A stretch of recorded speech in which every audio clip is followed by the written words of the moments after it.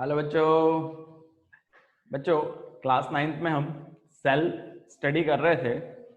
आज से आगे हम डिस्कस करेंगे। Our today's concept is cell wall. So let's try to understand what is cell wall.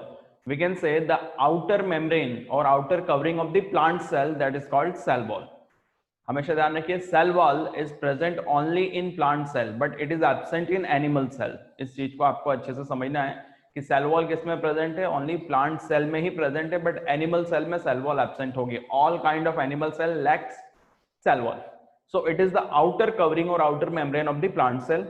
Okay, now it is non living, living नहीं है, ध्यान रखेंगे। And freely permeable, freely permeable that mean it allow all kind of particle to enter in it, है ना। सभी type के particle को ये एंटर होना अलाउ करती है, ठीक है। And now it is secreted by cell itself, है ना। जो सेल है वो खुद ही क्या करेगी, इसका सिक्रेशन करती है। कोई भी सेल खुद ही सेल वॉल का फॉर्मेशन करेगी, that mean only plant cell. और बेसिकली ये सेल को प्रोटेक्ट करने का काम करती है, ठीक है। तो एक आउटर कवरिंग है जो टर्गर प्रेशर अप्लाई करेगी कि एक्सेस में कोई चीज अगर सेल में फिल हो जाए तो ये क्या करेगी, एक्सपांड होने से बचाएगी, अपनी जगह पे फिक्स हो जाएगी। It is non flexible, flexible नहीं है। तो एक्सेस में जितना भी मटेरियल आया, है ना, जो उस सेल की कैपेसिटी से ज्यादा है, तो वो क्या हो जाएगा, वापस से रिलीज हो जाएगा, ठीक है। तो एक बार देखते हैं कि outer membrane of plant cell is called cell wall, you all know that. And it is non living, freely permeable, it is secreted by cell itself, okay, and for protection of plasma membrane and cytoplasm, ठीक है बच्चों।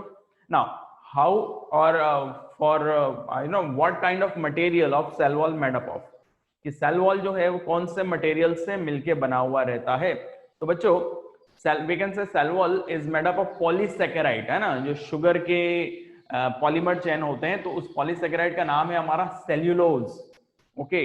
तो most of the plant cell किसकी बनी हुई होती है, cellulose की बनी हुई होती है, ये आपको ध्यान रखना है ना। सेल्यूलोज की ही सेल वॉल बनी हुई होगी, ओके, 90% केसेस में। कुछ प्लांट के टिश्यूज में लिग्निन प्रेजेंट होता है, लिग्निन।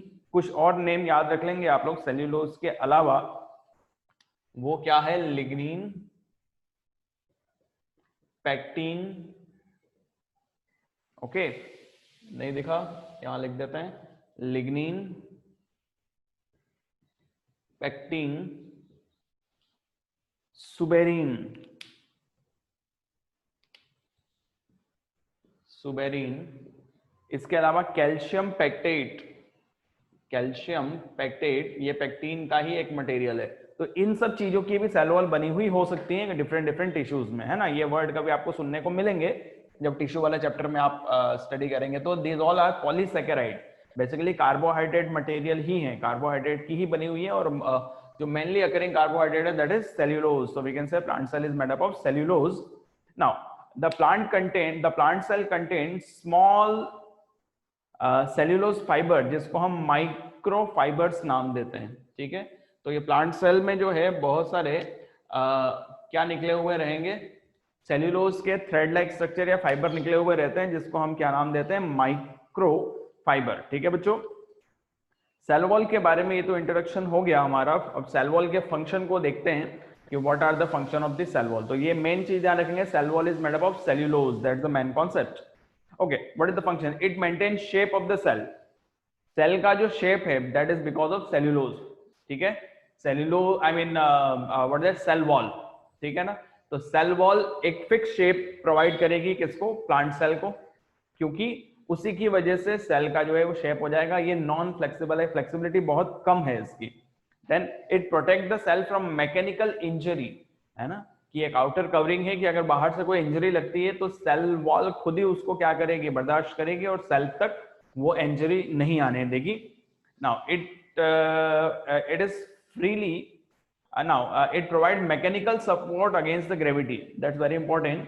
कि प्लांट आप देखते हैं ग्रेविटी के अगेंस्ट भी खड़ा रहता है ना, तो उसकी वॉल रप्चर नहीं होती है, that is because of cell wall, ठीक है। सेल वॉल उसको क्या करती है, रिजिड है तो वो क्या करेगी, ग्रेविटी के अगेंस्ट भी उसको सपोर्ट करेगी, ठीक है। ग्रेविटी उसको नीचे ले जा रही है बट वो अगेंस्ट द ग्रेविटी अपने आप को स्टैंड किए हुए है बिकॉज ऑफ सेल वॉल।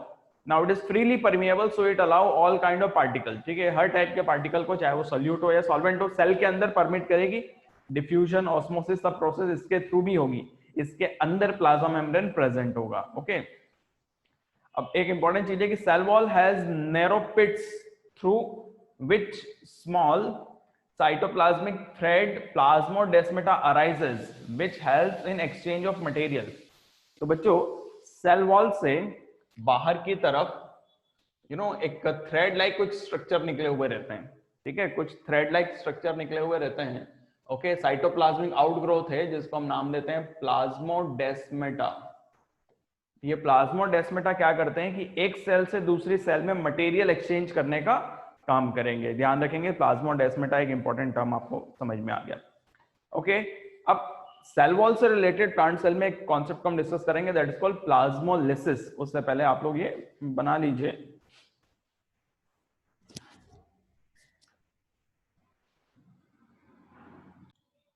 बच्चों सेल वॉल से रिलेटेड इस सेगमेंट में हम डिस्कस करेंगे plasmolysis.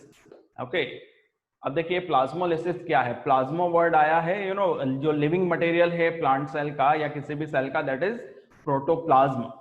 So whenever a plant cell is placed in hypertonic solution, what is hypertonic solution? जिसमें solvent का amount उस सेल के कंपैरिजन में कम है। ओके, तो जब हाइपरटोनिक सॉल्यूशन में किसी प्लांट सेल को रखा जाएगा, सो वाटर का अमाउंट कहाँ ज्यादा है बच्चों? प्लांट सेल के अंदर ज्यादा है, और सॉल्यूशन के अंदर जो हाइपरटोनिक सॉल्यूशन है उसके अंदर वाटर का अमाउंट कम है। सो ऑस्मोसिस की प्रोसेस से वाटर सेल से बाहर चला जाएगा, that is by the process of exosmosis. Water अपने हायर से लोअर अमाउंट की तरफ मूव कर जाएगा और धीरे धीरे वो श्रिंक होता जाएगा। ओके, अब यहाँ पे समझने वाली बात ये कि अगर एनिमल सेल होती तो पूरी श्रिंक हो जाती है, बट अगर वो प्लांट सेल है तो उसका सेल वॉल रिजिड है। ओके, सेल वॉल श्रिंक नहीं होता है। ओके, ओनली क्या श्रिंक होगा? उसका प्रोटोप्लाज्म यानी कि cytoplasm plus plasma membrane plus nucleus, यही चीज उसकी क्या होगी? श्रिंक होगी। सेल वॉल अपनी जगह पे इंटेक्ट रहेगा। ठीक है, सो this phenomena of shrinkage of protoplast और प्रोटोप्लाज्म है ना, from the cell wall due to exosmosis when it is placed in hypertonic solution, this phenomena is called plasmolysis। मैंने डायग्राम से इसको एक्सप्लेन करने की कोशिश की है। हमने एक जनरल प्लांट सेल बना दिया। अब देखिए प्लांट सेल का आप स्ट्रक्चर आगे डिटेल में स्टडी करेंगे तो उसमें न्यूक्लियस सेंटर में नहीं होकर साइड में होता है, क्योंकि बहुत सारी वैक्यूल्स प्रेजेंट होती हैं, है ना, जो स्टोरेज का काम करती है। तो वैक्यूल को स्पेस देने के चक्कर में न्यूक्लियस की पोजीशन साइड में आ जाती है। तो this is the nucleus. Okay, when it is placed in hypertonic solution, ठीक है, तो कौन सी प्रोसेस हो जाएगी यहाँ पे? प्लाज्मोलिसिस, और धीरे धीरे वाटर जो है बाहर रिमूव होता जाएगा एक्सऑस्मोसिस से, और ये प्रोटोप्लाज्म श्रिंक होता जाएगा। ओके, और फाइनली श्रिंक होता होता सेल वॉल से जाके किसी एक छोटा सा पोर्शन बन जाएगा और सेल वॉल में आगे चिपक जाएगा। Okay, so this phenomena is known as plasmolysis. Clear हो गया बच्चों प्लाज्मोलिसिस क्या है? यहाँ पे एनिमल सेल से अलग है, क्योंकि एनिमल सेल को अगर आप रखते हैं तो ये एनिमल सेल कंप्लीटली स्वेलअप है और वो पूरी क्या हो जाती है? श्रिंक हो जाती है। But plant cell completely shrink नहीं होती है, उसमें सेल वॉल अपनी पोजीशन पर ही रहेगा, इंटैक्ट रहेगा, पूरा उसका प्रोटोप्लाज्म क्या हो जाता है? श्रिंक हो जाता है। ओके, तो ये तो बच्चों प्लाज्मोलिसिस की एक्टिविटी हुई। किसमें रखा हमने? Hypertonic solution. That's very important, कल के लेक्चर में हम समझा चुके हैं। Now when this plasmolysed cell in placed in hypotonic solution, उल्टा कर दें, ये जो प्लाज्मोलिसिस हो चुका है इसको हम क्या करें? हाइपोटोनिक यानी कि जिसमें वाटर का अमाउंट सेल के कंपैरिजन में ज्यादा है, उसमें प्लेस करेंगे तो प्रोसेस हो जाएगी डी प्लाज्मोलिसिस। उल्टी प्रोसेस हो जाएगी, और डी प्लाज्मोलिसिस की वजह से वाटर ये गेन करेगा। ये फिर से क्या गेन करेगा? वाटर गेन करेगा। धीरे धीरे प्रोटोप्लाज्म इंटेक्ट होता होता वापस से बड़ा हो जाएगा। ठीक है, तो ये प्रोसेस, उल्टी वाली प्रोसेस रिवर्स आई, दैट इज कॉल्ड डीप्लाज्मोलिसिस। ऊपर हमने हाइपरटोनिक सॉल्यूशन रखा और नीचे कौन सा सॉल्यूशन रखा आपने? Hypotonic solution. मतलब इसी की रिवर्स प्रोसेस अगर हम करते हैं तो। ठीक है बच्चों, और ये जो थ्रेड लाइक स्ट्रक्चर निकले हुए हैं ये क्या है? प्लाज्मोडेस्मेटा हैं, जो कि सेल से मटेरियल के एक्सचेंज में हेल्प करेंगे एक सेल से दूसरी सेल के बीच में। तो अगर मैं डी प्लाज्मोलिसिस की डेफिनेशन लिखूं, what is D plasmolysis? When plasmolized cell, when plasmolized cell is placed in hypotonic solution,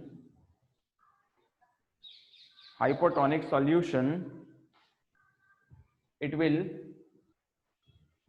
gain water by endosmosis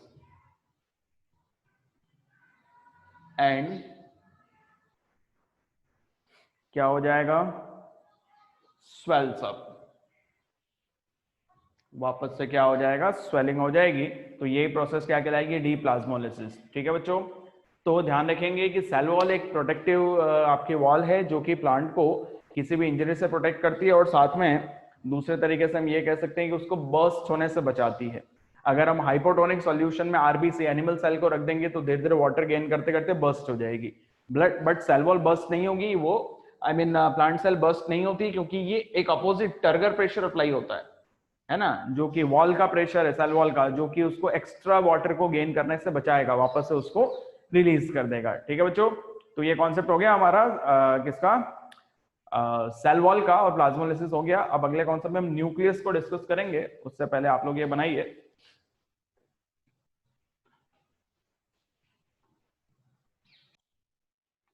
बच्चों इस सेगमेंट में हम सेल के सेंट्रली लोकेटेड पार्ट या ब्रेन ऑफ द सेल को discuss करेंगे, that is nucleus of the cell. बच्चों nucleus is the largest organelle of the cell, cell का जो लार्जेस्ट ऑर्गेनल है and main controlling device of the cell.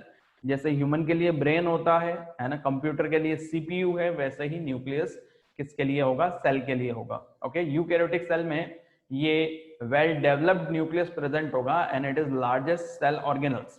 Okay, prokaryotic cell में इतना well developed nucleus present नहीं है, हम इसके स्ट्रक्चर को भी डिस्कस करेंगे। उससे पहले कुछ जो है जैसे ऑर्गेनल्स में आगे चल के न्यूक्लियस या कुछ सेल्स में आगे चल के न्यूक्लियस डिस्ट्रॉय हो जाएगा, जैसे कि आरबीसी है ना, रेड ब्लड कॉर्पस्कल्स, न्यूक्लियस ज्यादा स्पेस ऑक्यूपाई करता है, तो वो जब आरबीसी बनती है इनिशियली तब तो उसके अंदर न्यूक्लियस होगा और आगे चल के डेड हो जाता है, बिकॉज वो ज्यादा से ज्यादा ऑक्सीजन को कैरी कर पाए इसके लिए। ठीक है ना, वैसे ही अगर हम आगे फ्लोएम टिश्यू को स्टडी करेंगे प्लांट सेल में तो उसमें भी न्यूक्लियस डेड हो जाएगा, अदरवाइज सभी लिविंग सेल्स में जो है न्यूक्लियस डेफिनेटली प्रेजेंट होगा। In the animal cell nucleus is centrally located, animal cell में न्यूक्लियस एकदम जो है सेल के बीच में प्रेजेंट होगा। But what about in plant cell, in plant cell nucleus is located in side, है ना, कि साइड में, है ना, सेंट्रली लोकेटेड नहीं है, ध्यान रखेंगे, कॉर्नर पे प्रेजेंट हो सकता है, उसको थोड़ा सा साइड लाइन कर दिया जाता है, बिकॉज प्लांट सेल में बहुत ज्यादा वैक्यूल्स, बड़ी बहुत ज्यादा नहीं, बिगर वैक्यूल्स प्रेजेंट होती है, नंबर ऑफ वैक्यूल्स कम होगा जो स्टोरेज का काम करती हैं, बट उनकी साइज बड़ी है, तो उनको एक्सेस में वैक्यूल्स की जो साइज है, तो उन वैक्यूल्स को स्पेस प्रोवाइड करने के लिए न्यूक्लियस की पोजीशन साइडलाइन हो जाएगी। ठीक है बच्चों, अब न्यूक्लियस का स्ट्रक्चर मैंने बनाया है, एक बार हम न्यूक्लियस के डिफरेंट पार्ट्स को डिस्कस करेंगे। जनरली सर्कुलर फॉर्म में इसका स्ट्रक्चर प्रेजेंट होगा, राउंडेड होगा, ये देख सकते हैं। ओके, और इसके आउटर मेम्ब्रेन, न्यूक्लियस की जो मेम्ब्रेन है, it is double membranous structure, है ना, दो मेम्ब्रेन प्रेजेंट होगी, कंबाइनली नाम देते हैं न्यूक्लियर मेम्ब्रेन। डबल मेम्ब्रेन में ये वाली आउटर मेम्ब्रेन है, आउटर मेम्ब्रेन, और ये वाली क्या हो जाएगी, इनर मेम्ब्रेन। आउटर और इनर मेम्ब्रेन मिलके क्या कहलाती है, न्यूक्लियर मेम्ब्रेन, जिसको हम क्या कहते हैं, न्यूक्लियर एनवेलप भी नाम देते हैं, ध्यान रखेंगे, न्यूक्लियर मेम्ब्रेन या फिर न्यूक्लियर एनवेलप। ओके, न्यूक्लियस की मेम्ब्रेन से हम देखते हैं कि ये मैंने लिखा है कि कुछ ये स्ट्रक्चर प्रेजेंट है, this is called RER, rough endoplasmic reticulum, ये भी एक टाइप का सेल ऑर्गेनल है, ये न्यूक्लियस का पार्ट नहीं है, ये तो बाहर एक ऑर्गेनल प्रेजेंट है, इसके ऊपर राइबोसोम भी प्रेजेंट होंगे, ध्यान रखेंगे, न्यूक्लियस से इसका कुछ लेना देना नहीं है। इसके बाद ये तो आउटर मेम्ब्रेन हो गई, है ना, और न्यूक्लियर मेम्ब्रेन के बीच में छोटे छोटे पोर्स या गैप्स प्रेजेंट होता है, जिसको हम नाम देते हैं न्यूक्लियर पोर। क्या नाम दिया बच्चों हमने, न्यूक्लियर पोर, है ना, न्यूक्लियस के बीच में जो गैप प्रेजेंट है उसको हमने क्या नाम दिया, न्यूक्लियर पोर, जो कि साइटोप्लाज्म और न्यूक्लियस से मटेरियल के एक्सचेंज में हेल्प करेगा। तो कह सकते हैं कि प्लाज्मा मेम्ब्रेन और साइटोप्लाज्म के अलावा जो बीच में स्ट्रक्चर प्रेजेंट है दैट इज कॉल्ड न्यूक्लियस। और साइटोप्लाज्म और प्लाज्मा मेम्ब्रेन, साइटोप्लाज्म और न्यूक्लियस के बीच में मटेरियल्स के एक्सचेंज में कौन हेल्प करता है? Nuclear pore. इस पोर के थ्रू ही मटेरियल एक्सचेंज किया जाएगा। ठीक है, अब न्यूक्लियर पोर के बाद में अगला जो यहाँ पर स्ट्रक्चर आता है दिस इज कॉल्ड न्यूक्लियोप्लाज्म। जो न्यूक्लियस का अंदर का पूरा मैट्रिक्स है, न्यूक्लियस के अंदर का जितना भी मटेरियल है दिस इज कॉल्ड न्यूक्लियोप्लाज्म। जैसे सेल के अंदर के मटेरियल को हम साइटोप्लाज्म नाम देते हैं, वैसे न्यूक्लियस के मटेरियल को हम न्यूक्लियोप्लाज्म नाम देंगे। ठीक है बच्चों, अब न्यूक्लियोप्लाज्म में क्या है? न्यूक्लियोप्लाज्म में कुछ थ्रेड लाइक स्ट्रक्चर आपको नजर आते हैं। You can see this thread like structure are called chromatin material. क्या नाम दिया गया? Chromatin material. And this chromatin material is made up of DNA and protein. Okay, chromatin material किससे मिलकर बना है? DNA, deoxyribonucleic acid, and एक protein है जिसका नाम है histone. So DNA and histone protein से मिलके कौन बना है? Chromatin material. अभी जो आपको highly coiled highly flexible structure नजर आ रहा है क्रोमेटीन मटेरियल, यही आगे चल के हाईली कॉइल्ड स्ट्रक्चर में कन्वर्ट हो जाता है। This is called chromosome. उसको हम क्या नाम देंगे बच्चों? क्रोमोसोम नाम देंगे। क्रोमेटीन इसी तरीके से। और ये क्रोमोसोम क्या करते हैं? हेरिडिटरी इंफॉर्मेशन को कैरी करते हैं। Chromosome, what is that? Chromosome will carry hereditary information, है ना, यानी कि पेरेंट्स ऑफ स्प्रिंग में एक जनरेशन से दूसरी जनरेशन में क्या करते हैं? इंफॉर्मेशन को कैरी करते हैं, जेनेटिक इंफॉर्मेशन को कैरी करते हैं। हम देखते हैं ना कि कोई भी ऑर्गेनिज्म अपने पेरेंट जैसा ही नजर आता है। What is the reason behind that? कौन है मैसेंजर? किसने मैसेज कैरी किया? So messenger are chromosomes. ये क्रोमोसोम ही वो मैसेंजर हैं जो कि इंफॉर्मेशन कैरी करते हैं, जीन्स से रिलेटेड इंफॉर्मेशन, हेरिडिटरी कैरेक्टर को कैरी करेंगे। अब ये हेरिडिटरी कैरेक्टर क्रोमोसोम में प्रेजेंट होंगे। क्रोमोसोम किससे मिलके बना है? ऑब्वियसली स्मॉल डीएनए मटेरियल से मिलके बना है, और small fragment of DNA is called gene. एक जीन एक पर्टिकुलर कैरेक्टर के लिए रिस्पॉन्सिबल होगा। ठीक है बच्चों, और यही जब न्यूक्लियस के अंदर ये पूरा स्ट्रक्चर किसमें प्रेजेंट है? न्यूक्लियस के अंदर। जब न्यूक्लियस के अंदर ये प्रेजेंट है तब ये हाईली अनकॉइल्ड फॉर्म में थ्रेड लाइक स्ट्रक्चर ऐसे ही बिखरा हुआ है। ओके, और जब ये सेल डिवीजन की कंडीशन आती है, जब एक से दो सेल, दो से चार सेल बनती है, तभी तो रिप्रोडक्शन की प्रोसेस होगी। एक जब सेल डिवीजन की एक्टिविटी आएगी तो यही क्रोमेटीन मटेरियल कंडेंस हो जाएगा। कंडेंस होके किसका फॉर्मेशन करेगा? क्रोमोसोम का। और यही क्रोमोसोम आगे चल के डिवाइड हो जाएंगे, तो दो सेल या चार सेल जितने भी सेल का फॉर्मेशन होना होगा उनमें क्रोमोसोम चले जाएंगे। तो क्रोमोसोम किससे जा रहे हैं? पेरेंट सेल से ही जा रहे हैं। तो यही इंफॉर्मेशन को वो कैरी करेंगे नेक्स्ट जनरेशन में। दैट्स व्हाई मैंगो ट्री पे हमेशा मैंगो ही बनता है, क्योंकि वो इंफॉर्मेशन आ रही है। आप अपने पेरेंट्स जैसे ही नजर आते हैं, बिकॉज उनके ही जीन सब में ट्रांसफर हो रहे हैं, और कौन कैरी कर रहा है? न्यूक्लियस। ठीक है बच्चों, तो ये हाईली कॉइल्ड स्ट्रक्चर में कन्वर्ट हो जाएगा, इट्स कॉल्ड क्रोमोसोम। इसके अलावा न्यूक्लियस में एक या दो सेंट्रली इस तरीके से राउंडेड बॉडी प्रेजेंट होगी, दिस इज कॉल्ड न्यूक्लियोलस। ठीक है, एक या दो किस तरीके से प्रेजेंट होंगी? ये राउंडेड बॉडी, जिसको हम क्या नाम देंगे बच्चों? न्यूक्लियोलस। और ये न्यूक्लियोलस जो है राइबोसोम का फॉर्मेशन करती हैं, है ना। किसका फॉर्मेशन करेंगी? राइबोसोम, जहां प्रोटीन सिंथेसिस में हेल्प करता है। ठीक है, ठीक है, तो न्यूक्लियोलस किसका फॉर्मेशन करेंगे? ध्यान रखेंगे, फॉर्मेशन ऑफ राइबोसोम। ओके, तो एक कॉन्सेप्ट आता है ribosome factory. So we can say nucleolus is known as ribosome factory, क्योंकि ये राइबोसोम का फॉर्मेशन करेगा। तो ये बच्चों इसका स्ट्रक्चर को एक बार मैं रिवाइज कर दूं। न्यूक्लियर मेम्ब्रेन प्रेजेंट होती है, डबल मेम्ब्रेनस स्ट्रक्चर है, और उसके बीच में पोर्स प्रेजेंट होता है, दैट्स कॉल्ड न्यूक्लियर पोर्ट, जो मटेरियल के एक्सचेंज में हेल्प करेंगे। पूरा अंदर का जो मैट्रिक्स है this is called nucleoplasm, fluid material है, और ये इसके अंदर थ्रेड लाइक स्ट्रक्चर प्रेजेंट है, this is called chromatin material. ये क्रोमेटीन मटेरियल किससे मिलकर बने हैं? डीएनए। डीएनए की फुल फॉर्म क्या है? डीऑक्सी राइबोन्यूक्लिक एसिड, है ना। इसके अंदर कुछ आरएनए मटेरियल भी प्रेजेंट होगा, आरएनए का नाम होता है राइबोन्यूक्लिक एसिड। ठीक है, ध्यान रखेंगे, डीएनए की फुल फॉर्म क्या है? डीऑक्सी। भाई आरएनए क्या है? Ribonucleic acid, ribonucleic acid. और डीएनए की फुल फॉर्म क्या है? Deoxy ribonucleic acid. अब बच्चों ये दोनों चीजें कहां प्रेजेंट है? न्यूक्लियस के अंदर प्रेजेंट है। ठीक है, तो इनके लिए एक वर्ड यूज करते हैं न्यूक्लिक एसिड। भाई न्यूक्लियस के अंदर जो एसिड है that is called nucleic acid. So what is nucleic acid? DNA and RNA. DNA और आरएनए को हम क्या नाम देंगे? Nucleic acid. फुल फॉर्म आपको बताई थी मैंने। क्रोमेटिन मटेरियल क्रोमोसोम में कन्वर्ट हो जाएगा हाईली कंडेंस होने पे, जो कि डीएनए से मिलके बना है। Okay, and the small fragment of DNA is called gene, है ना। डीएनए का जो स्मॉल फ्रेगमेंट है बच्चों, उसको हम क्या नाम देंगे? जीन। और जीन वो पर्टिकुलर पार्टिकल है जो कि हेरिडिटरी इंफॉर्मेशन को एक से दूसरी जनरेशन में कैरी करने का काम करता है। ओके, न्यूक्लियोलस जो राइबोसोम का फॉर्मेशन करेगा। तो ये तो बच्चों न्यूक्लियस के बारे में पूरा कॉन्सेप्ट हमने स्ट्रक्चर समझ लिया। अब अगले सेगमेंट में न्यूक्लियस के फंक्शन को डिस्कस कर लेते हैं और आज का वीडियो हमारा ओवर हो जाएगा। बना लीजिए इसको।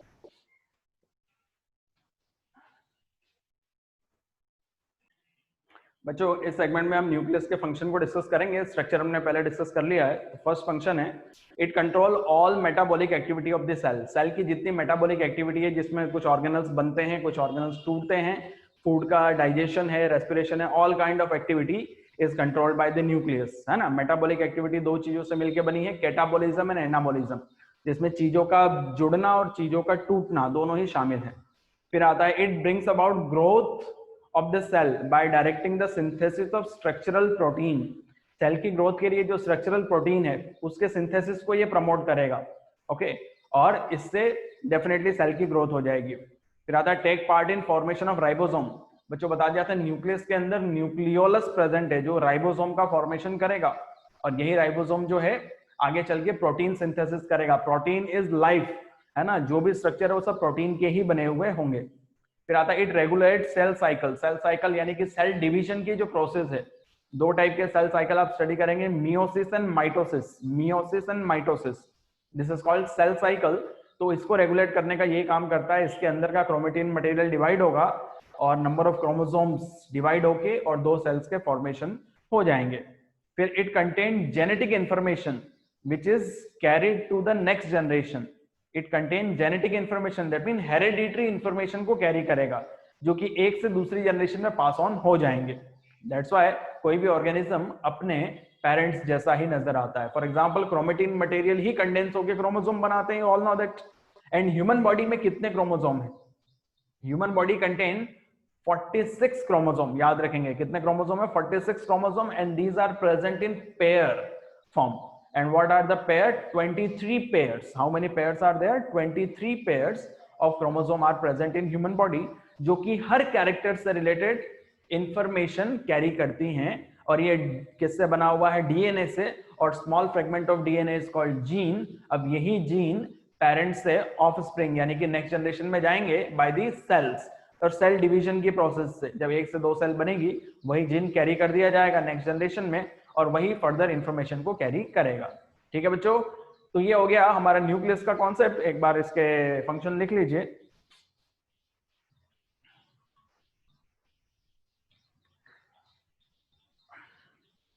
ओके बच्चों, तो यहां पर हमारा न्यूक्लियस का कॉन्सेप्ट कंप्लीट हो जाता है। या ये न्यूक्लियस का कॉन्सेप्ट जो है एक बार आप रिवाइज कर लेंगे अच्छे से। आज का वीडियो यहीं तक था। Thank you very much, have a nice day.